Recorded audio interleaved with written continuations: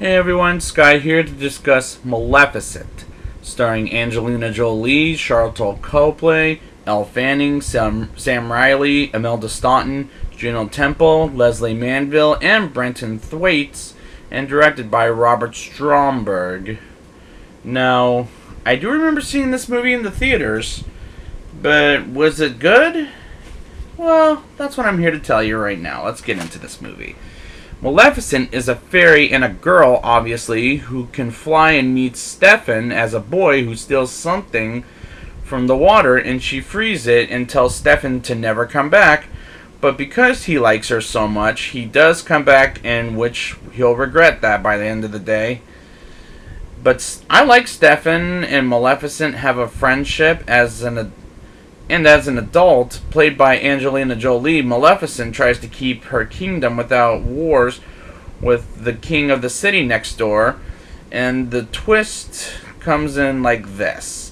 Stefan visits Maleficent, and while she's asleep, he cuts her wings off, and Stefan, played by Charlton Copley as an adult, becomes a king by delivering her wings. So this tells me Maleficent is our protagonist and Stefan is our antagonist.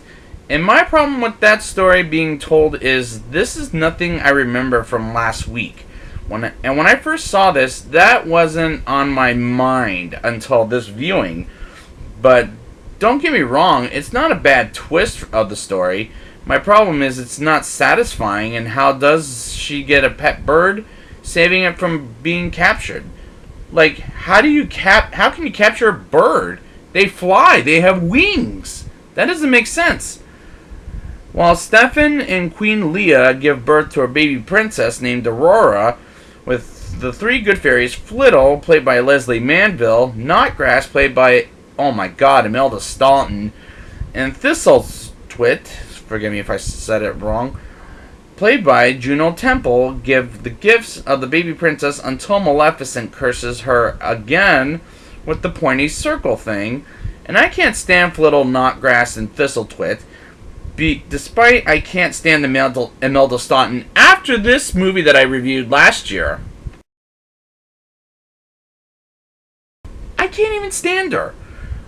But when they hide Aurora, I'm hating the scenes with them, and I like it better when the place is terrorized or comforted by Maleficent and Diaval, played by Sam Riley, whom honestly, this character is flat, and I prefer to see him on bird form, in my opinion. Because of the curse Maleficent gives to the child, he grows angry and distant from, and by he, I'm talking about Stefan, distant from his wife, and these fairies are terrible parents, and Maleficent and Diaval keeps her happy and comfortable. I don't know, I'm not going to question that. But Aurora grows up, and it is played by Elle Fanning, and I do like her version of this character. I thought it was a nice and appropriate take on her as she's turning 16 years old. Aurora is confronted by Maleficent, and she thinks it's her fairy godmother, and I'm like, oh, come on now, no, she cursed you, But this is the movie where Maleficent is the protagonist, as this is the first half of the Sleeping Beauty story. And that caused some problems for me. For example, Aurora is not stupid to know who is family or not. I hate to say it, but apparently I guess she is here.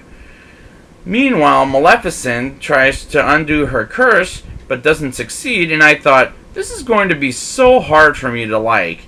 Some of these characters, I like Maleficent, Diaval, Aurora, even though it's kind of a bit of a pain, and Prince Philip, played by Brenton Thwaites, for what little he does in this movie. And I would say Prince Philip is like the least favorite character of mine. When Prince Philip does show up, he's lost and asks Aurora for directions to the castle, and Aurora is more forgiving here than in the animated version, as she smiles at him, and she's a little freaked out in the animated film. But I like this Prince Philip more than the animated film. He has charisma, this actor does. Then she finds out about it was Maleficent who cursed her, and this is going to be going a little downhill when Aurora goes taking Stefan to know who her father is, or talk to King Stefan to know who her father is, and soon enough she knows he's coming. He's a complete psycho about killing Maleficent. Maleficent takes Philip to Aurora in the castle, and she was almost there when she arrived. She's already down, and Maleficent brings Philip to give her true love's kiss, as Stefan is upset to see her boyfriend, briefly dead, and Maleficent gets Philip to kiss Aurora in front of the fairies without Maleficent being there, and she does eventually wake up after the kiss that Maleficent gives her, and sees Maleficent saved her life, and gets her out of the castle, and Stefan's men come in to capture Maleficent, and Diaval transforms into a dragon, by her command, I'll say.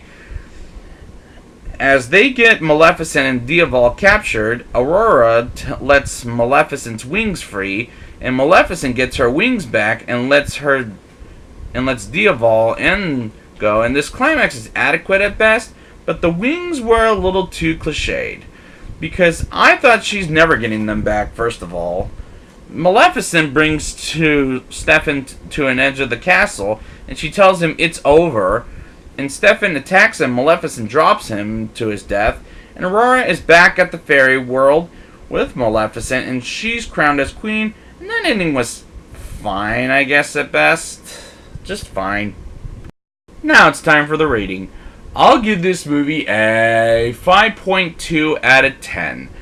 Not quite as good as Sleeping Beauty, but there's some things I like in this movie and some things I didn't like in this movie, but what I'm expecting for next week is she'll be the evil we know from Sleeping Beauty, but we'll see. But as for this movie, it was alright. I mean, it could have been a better movie. I mean, I'm expecting things that I will probably talk to maybe you guys about next week. And I will be back next week for Maleficent, Mistress of Evil. And until next time, well.